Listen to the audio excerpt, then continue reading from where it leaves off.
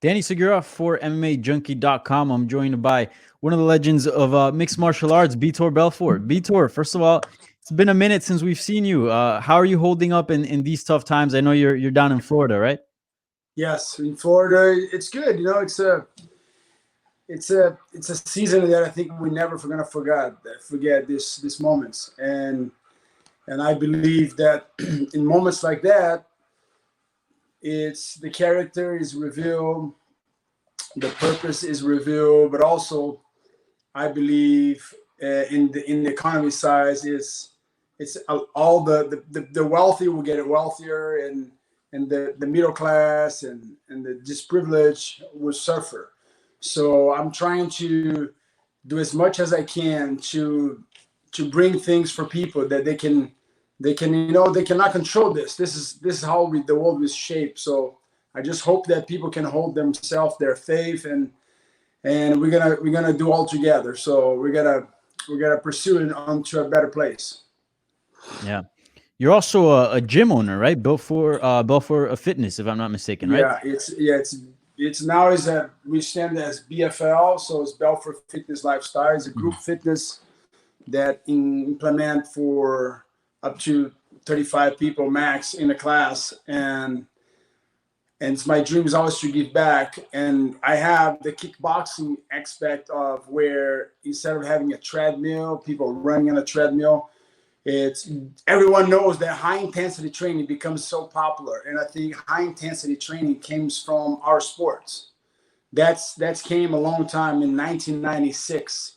That's what we used to train, high intensity training, because you have to endure that pressure in the sport. So, and I just understand that, see that people are doing a lot of marketing. I just want to give something legit that I did my whole life. So basically, I'm offering people what I've been doing and what works, and they have amazing results. Like Yeah. people burn up to 1,200 calories in the class. Yeah. And have you been, as a gym owner, have you been affected a lot Oh by, yeah, COVID-19? I mean, I believe Florida closed down all non-essential businesses, right? everyone. Tell me who doesn't. Everyone being affected with that, and in a sense of some sense, everyone is being affected because if people struggle, everyone struggle as a society. So I think is we just got to be creative. So we are right now we are just going to be launching the online platform on demand where people will be able to do their workout the way they want. They will be able to get their personal training, whatever type of service. We're creating a platform so people can have their gym on their phones. So that's the future, I think. Yeah, certainly that will come in handy. And nowadays, I mean, everything. I mean, we're doing this interview through a streaming service, so everything's going streaming. Um, and one last thing on sort of this pandemic, and then I want to talk about your career and Yes. all that. A lot of people have taken up some positives from this. Obviously, it's a very unfortunate situation for everyone, but people have spent more times with their families, have picked up new hobbies, have gotten to things that maybe they put off to do in the past. What has this time at home done to you, and have you taken any positives from this experience? Yeah. So it's a time that I share a private moment with you guys.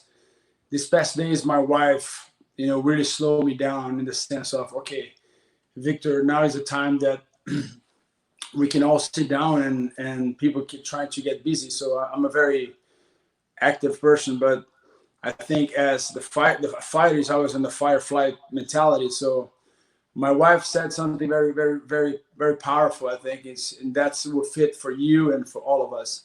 We're trying to always to accomplish, and moments like that, it's like where you have to utilize a perspective of, okay, how I am doing, how we are doing, and most of mans today, they don't even know what their wives are going through, the struggle of a woman, or getting to know the person that they live with you for years in your life. So my thing with me is more like now I know that even though that I'm doing my best sometimes not what my family needs, the wrong people that are around me needs, and I always say that there is a difference between need what you need and what you need and what you want. So we think as a husband what our wives need. It's our perspective, or our kids, or our business. And when we start realizing that what they need is different than what we think they need, so it's give a lot of perspective to see things in a broader perspective. And I think it's everyone have time now. If you're a billionaire, if you're poor or whatever, you have time. So before, people don't have time. So now everyone has time. Yeah, things have definitely quieted down as far as the social life. So definitely a good time to be, introspective and sort of, look at things and as you mentioned, analyze your life and sort of your lifestyle and Yes. things that you're doing. So let's talk about your fighting career. You signed with One Championship, I believe, March of 2019. So over a little bit over a year ago now. Yeah. What's sort of the status of your career? Because we know you signed with them, but we've yet to see you compete. Yes. So we are, my agent Lloyd has been talking to Chatre to finalize a fight, and then all this, came along, and it's crazy. It's like everyone, everything put on hold. But I'm definitely looking forward to step and to action and bring something, reinventing myself again. And I think that would be the last time, and for sure, And I'm excited, man. I'm excited to go back to action. Yeah. Obviously, with the coronavirus pandemic, it puts everything in sort of in limbo. We don't really know when things are gonna sort of return to normal, when sports are gonna resume all that. But prior to this moment, why did it take sort of why has it taken it so long for you to get a fight at one? Has it been because you wanted a break or other things in play? I just think it's just the time of preparation, the time of getting back into a routine of training and literally like fighting in a place of a I don't want to be like my last four fights is always being like fighting with injury and you're not happy, you're not, the situation is not what I want in that time. And I think now I find the joy, and I was waiting for the moment that thing to light up again. So, and everyone has their time, people get busy, people get complacent, and my thing is more like, okay, I don't want to fight out of a need. I want to fight out of the will. So I'm right in that place right now. I'm in the place of happiness. Yeah, yeah. It's funny you mentioned that because I speak to a lot of fighters, especially those that retire and come back, and it's usually because they get burnt out from the sport, little injuries. Just the sport, we know it takes a toll on the mind and the body. Did you feel that way? Did you feel like you were burnt out a little bit towards the end of your UFC run? Yes, that's no doubt about it. And the burn down is not just physically, it becomes as well as emotionally, in a sense that Yeah. I can see fighters losing their identity. And like example for myself, I'll be honest with you, I like to always using now, when you click in a fighter and you see what is your record. So they have the W's, the draws, the D, and the L, the losses. Am I right? Hmm. So I see as a winning, the draws. It's something that it's the term. Someone that's out of your control. It's just like it's determined by the judges, but the L is not a losses. I see as a learn. So when I start transforming my now the way I see my scores is winning is draws and losses. So I see win, draws, and learning. So you go back and learn, and I think, as everyone knows, Vitor Belfort, the phenom, it's aggressive. So every time that I fought away from my strength, that thing becomes I fought out of my weakness. So I encourage people to whatever you do, if you're an engineer, if you're a student, if you're a businessman, so you have to find your strength and compete, and whatever you do in your marriage, and you gotta work in your strength. Don't work in your weakness. That's always gonna the probability of you not succeeding is gonna be higher, if not 70, 80% higher. Yeah. And I guess as far as an opponent, I know when you first signed in, you floated the idea of possibly fighting Roy Jones Jr. Um, as far as an opponent, like, is there anyone? Have you talked to one about that? Yeah, I think we are mentioning some names. You know, they have some guys there in the heavyweight division, and are really interested in doing something out of the box. Like everyone is doing something, and we have basically people get burned out of fights. You know, they don't know what you watch, they don't know what you pay, what the attention. What really draws people is when you have personalities, people they can bring something that they like. I see as a when you're going to consume a product or whatever, when you're going to buy a shoe, or either you're going to click in Amazon, you're going to say, I'm going to order this. You have so many options. So what makes you order that? What makes you buy? Basically, you're putting a price on that thing.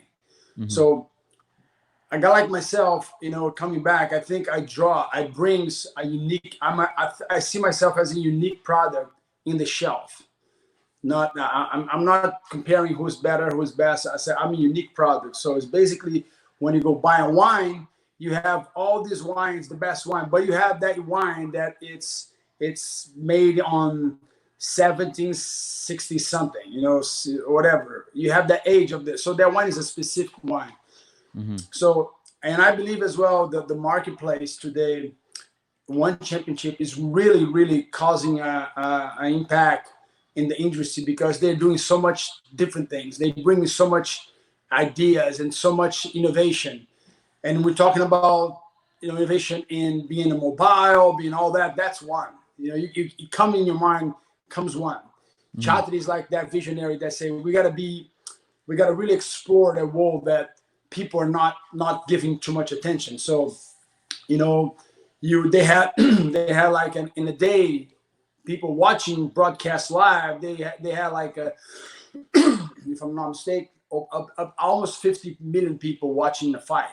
Mm-hmm. So that way it becomes more broader because everyone is watching on their phone, especially in Asia. So we're talking about the market of Brazil and the market of Americas and Canada, and you have the Europe, now you have the whole Asia. So I'm really interested to bring in something that really gonna, oh my God, where that thing comes from. I cannot mm-hmm. miss that. So basically, I think that's where we are coming. Me and one, we are trying to create something that really, really gonna draw the attention and bring a unique product to the marketplace. Yeah. When you talk about a unique product, are we talking like a rule set, sort of an alteration to the sport? Yeah. Like, what do you have in mind? Oh yeah, that's and that you just mentioned. That's what one people think. What's the difference between NASCAR and Formula One? Can you tell me the difference? Well, NASCAR goes around in a loop, and Formula One uses smaller cars, a lot of turns. You know, I grew up. I'm from Colombia, so there's a really famous Colombian driver, Juan Pablo Montoya. He used to drive Formula One, switched over to NASCAR. So I'm gonna ask you a question because mm-hmm. you're gonna understand where I'm going, because I can give you an answer, but the answer is not gonna bring clarity to the answer. And I think we need to. Our job here is to let people know and what they really want. Because if I can ask you or anybody else, say what MMA is lacking today. If I ask you that question to you, what do you think MMA is lacking today? You're asking me? Yeah. What do you think is the lack of MMA today? Like when I say MMA, I'm talking about the macro. I'm not talking about a specific event. So what do you think lacking in the sport today? I don't know. That's a pretty broad question. You mean like as far as like rule set and everything? So what do you think that it's lacking in the instant? Like example, you know volleyball? Yeah. So do you know how the rules in volleyball used to be? No, I don't. I'm not very familiar with that sport. So volleyball used to be the rules that you can score a point when you're serving mm-hmm. and you're scoring. But if the other person's serving, so they had like a point of advantage. So mm-hmm. that was all advantage. So that was not very interesting. And if you see every sport, they come up to they have like after 10 years, they come up with new rules. And football, for example, what's the new rules of football? they always come with something new. You know, you're trying to prevent first rules. They're trying to what? Prevent the athletes to be injured. So more sporty. So, and MMA is not being it's being so violent in a way that even the fighters are feeling, like you said, they get burned out. They get, they're not getting motivated anymore. So one is doing something different. Example, Muay Thai never got the attention, and they brought Muay Thai with little gloves. So you know what I'm saying? What I'm going to use. So I want you to understand that the racing sport was, everyone was talking about Formula One, and someone invented NASCAR. It's a huge sport. So they both are drivers. They're both driving, but they have set of rules are different. So what do you think people like about MMA? What do you think draw the attention that is different than boxing? What do you think is depends more on who you ask, but the fact that it's mixed rules, it can go to the ground. I feel like people enjoy that as well. They have a variety of things. Exactly. No, variety of martial arts. I would agree. So now you understand. So it's like, for me, it's like I'm always a very creative person in the sense that how I can reinvent myself. How can I help my sport, my fellow co-workers, not just fighters, but like you and John and every reporter.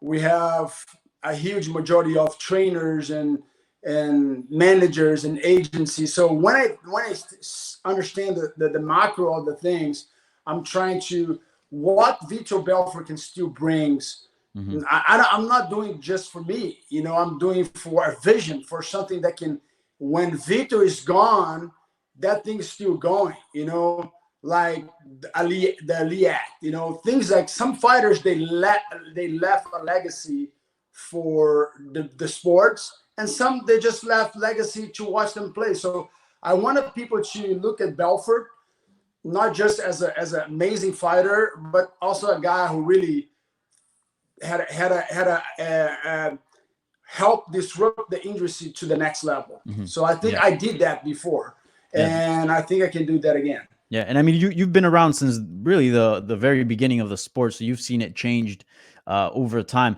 But I'm curious, do you have any examples on some of the things that you'd like to bring to the table that are new, that haven't been seen in MMA? We're gonna do this when I can reveal everything. Okay.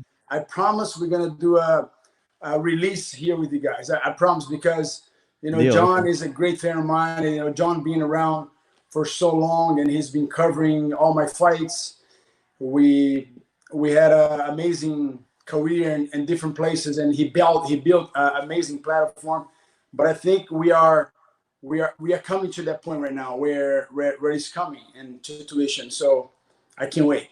To tell you the truth, I can't wait. And to clarify, that's John Morgan. Shouts out to my colleague John Morgan. So we'll get the exclusive over at MMA Junkie once you got the rules and everything that you want to do rolled out. One last thing, and I want to ask you a couple more things, but one last thing on the UFC. Since that chapter of your career is over, looking back, is there anything that you would have liked to have done differently, or someone you would have liked to fought? Oh yeah, man! If you don't look back, if you don't look back, and you think you cannot change anything, that means you're perfect. That means you got it. Right. And I think that everyone, doesn't matter, they have the chance to look back. And I think that was, man, I would like to change that. I would like to add this, or I like to take this away, or what I said, I would say different. So I first of all, I love, because I'm very honest with myself. So when I look at the things, I say, man, how horrible I fought, whatever I did that wrong day, I didn't like it.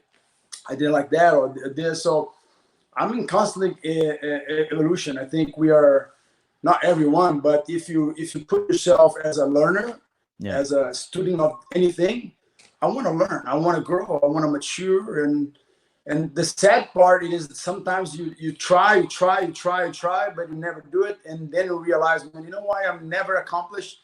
Because I was trying and I was not doing it. So doing is different than trying. So I'm doing, and I hopefully I can become a better person today than I was yesterday. So that's the whole point. Yeah, for sure. So you never see like And I would like to fight.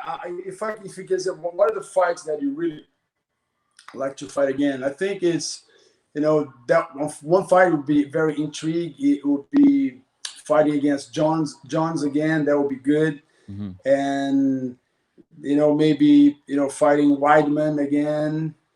Um, let me see. Hmm.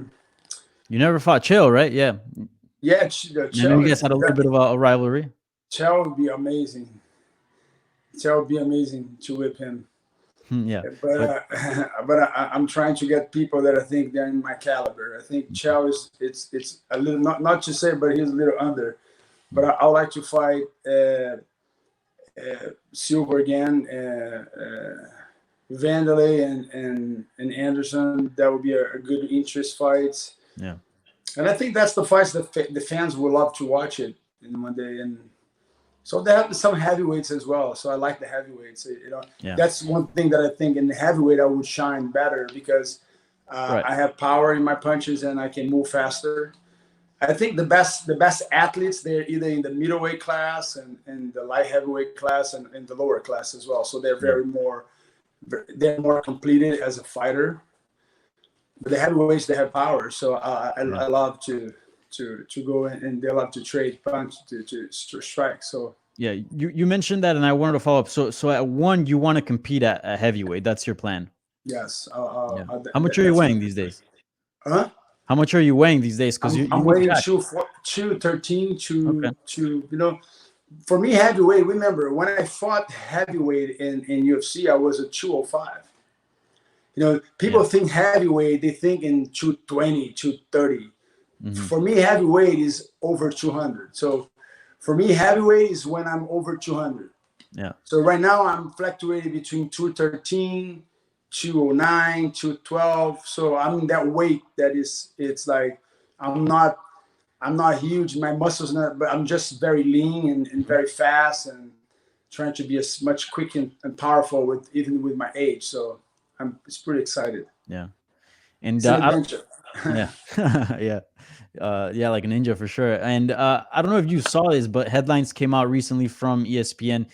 Basically, Shaquille O'Neal is saying that he became an MMA fan because of you, and kind of had a little story to tell how you brought him to one of your fights, and it was very early on in MMA, and that's how he became a fan. And then he went on to meet Dana White and become a huge fan.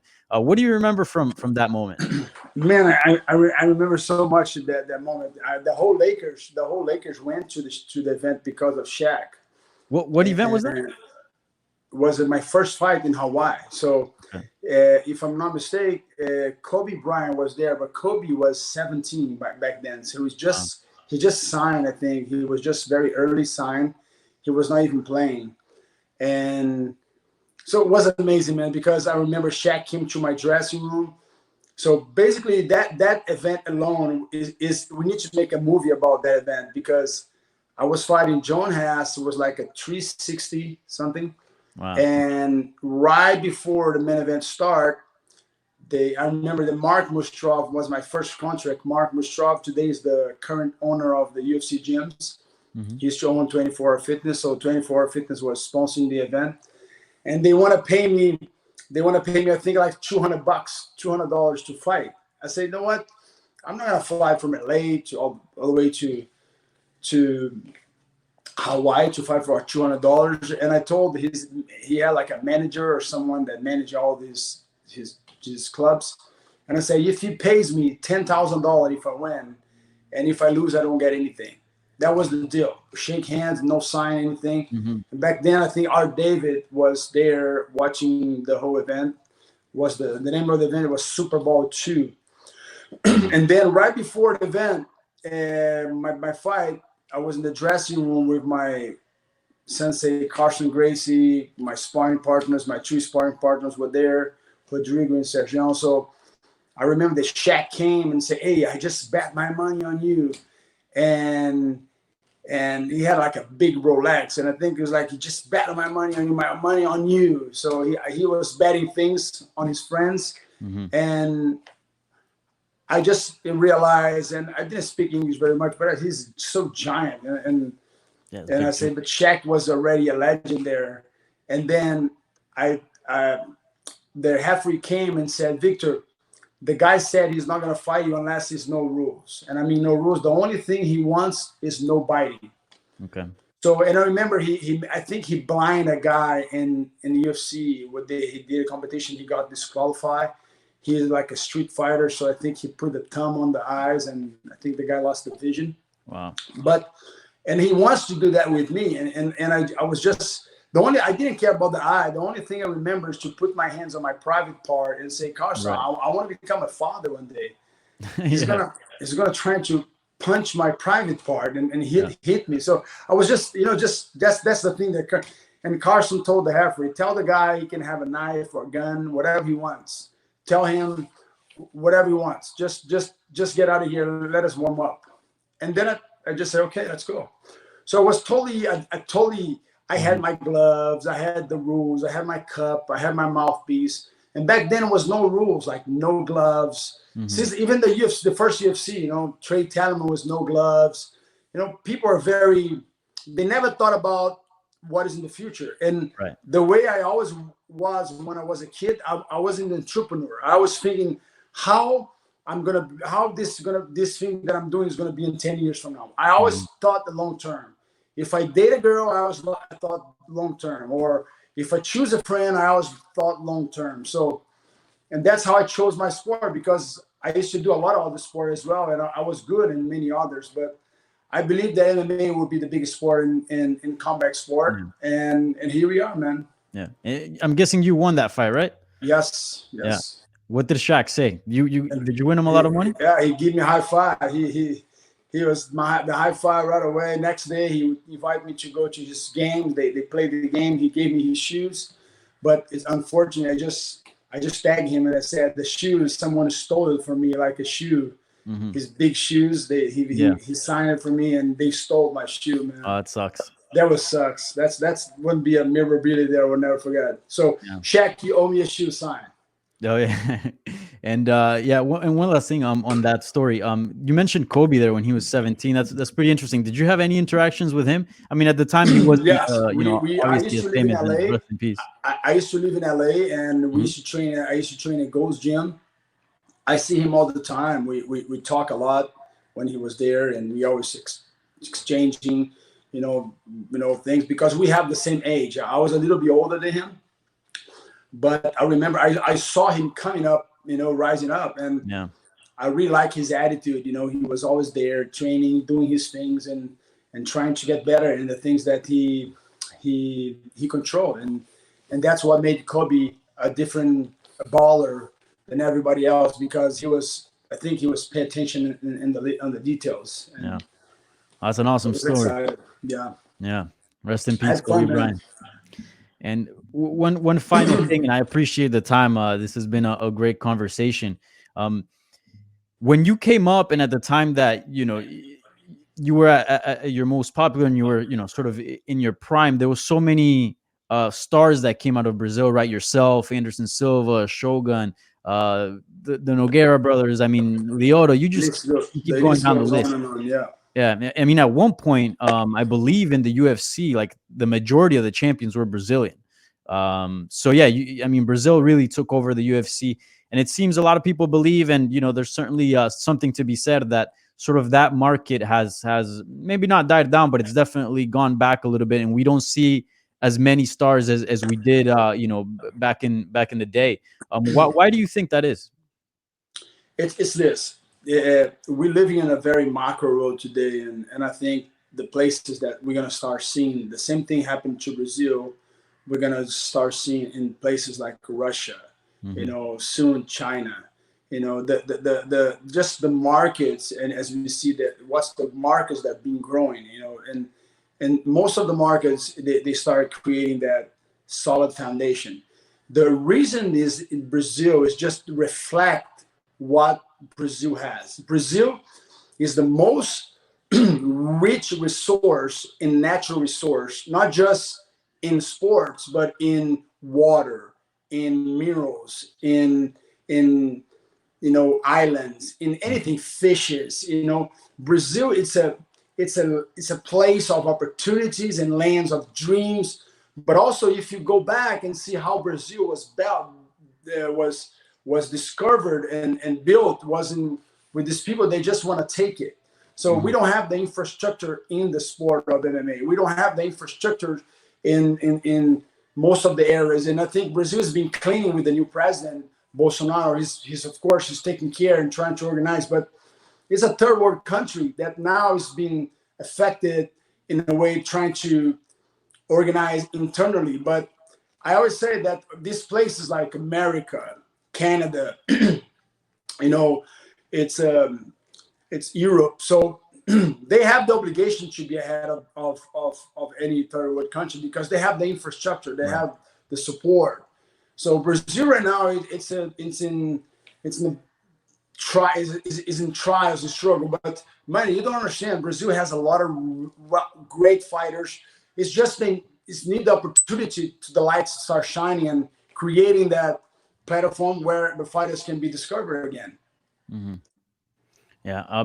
So you think the lack of infrastructure there, sort of gyms and high tech stuff, has sort of hindered the talent that's come out of Brazil in the last few years? It's not handing. It's like, remember, people are fighting for a place of food right now. Mm-hmm. You're talking about Brazil right now. Me and you talking right now. Someone is starving right now. People are talking about dying from coronavirus. People are dying because they're giving up their dreams because of this. So if you're a fighter and you watch me right now, I encourage you to feed your dream, even though when everyone else around you, even the infrastructure, if you have a time, because I believe that any fighter, name it, all these top fighters in sports, if they would be discovered by any other coach, they will shine, because I believe coaches are very important. But if the coach have a product that cannot be developed, I call the talent. Coaches need the talent. You need the talent to be coachable, because, and then comes all the external effects, come the family that he comes, the upbringing, lifestyle, all that come along. Yeah. But if you don't have the talent, if you don't have the resource, how are you gonna present? So, right. And I think I see fighting is like this. Athletes, like, I see them as an asset. Mm-hmm. Okay, and Apple has great product, but if the Apple doesn't have great engineers, mm-hmm. if Apple doesn't have a good CEO, if Apple doesn't have a good, so the Apple's going to go down. Yeah. So not just having the product, you have to develop. So it's very important, the coaching aspect of developing the product. I call the engineers, they are mm-hmm. the trainers. So the fighters, they are the iPhone, and they need to start putting, the coaches are going to start putting these codes and all that inside, and they come and they can be useful and they can shine. Yeah. So what would you like to see differently so that, more athletes coming out of Brazil can sort of reach that star level as so many Brazilians did it when a few years ago? One thing that is lacking today, I think fighters don't understand, is called mentorship. What is mentorship? Mentorship is this. When my time, I could not have access to some of the elder people because I was just, basically the sport didn't exist. The guy was older than me. I remember sitting on the airplane and talk to Mark Coleman and ask him questions. Mark, how it is to fight?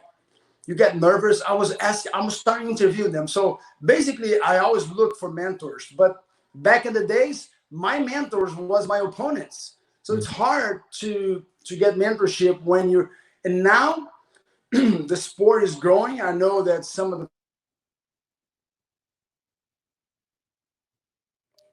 I'm back. Oh, awesome. All right. So apologies for that. We had a little bit of a connection issue, but yeah, someone called me here. You were telling me about some of the things that you would like to see back in Brazil in order, for it to produce more athletes in MMA. Yeah. So I think we are really on the time right now that I see actually as an opportunity because people are more tuning into apps and things and platform. And I'm trying to create things that I can help, not just to finalize my career, because I'm going to have just a couple more fights, but I really wanted to help the the people that are on the top, the people that are coming up. I really want to help them and to create a better sport, not just for themselves, but for the audience, for the future. And I think when we're talking about we, as a united, as people, as one, we can become much more stronger. For sure. All right, Vitor. Well, I don't want to steal any more of your time, but I appreciate the insight. Amazing conversation. I'm about to do right now. I'm gonna be doing a workout in my garage now. So okay. So you guys can. I'm gonna be posting what I'm gonna be doing today. So the key of life is this: keep your mind sharp, keep your body, moving and into action, always evolving. And I believe that we have to keep our spirit. When I say spirit, is something that is eternal, and I believe what is in the spirit is your values.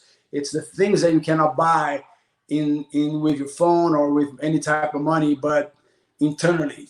So I said that our Lord Jesus said that the love, it's the most important ingredient. Forget all the rules, all the things. Just love. If you can just love with love, we can conquer a better world. So in this crisis, so I appreciate, send my love to John, so Will do. It's you guys do an amazing job. Every day I check there, how you guys doing. So hopefully, and I can see myself a lot in the headlines soon. So so we can have some fun there again. Yeah, awesome. Well, again, I appreciate the time. If you want to check out Vitor's workout, make sure you check his Instagram. Good stuff. Also, one of the coolest dogs in MMA, period. Zena, right? Yeah, she's right here. See her? Zena, come here. Zena. Yeah, cute pup. Right, nice German Shepherd. She's right here. All right, awesome, Vitor. Well, I appreciate it. Can't wait for that exclusive once you got the details with one ready, about the rule set and everything and you guys that we're working on. Make sure check out belfortlifestyle.com. That's my fitness, and you can have. We're going to be having a platform soon on demand. You can come train with me, get fit, burn all the calories that you are consuming in this moment right now. So you guys have fun.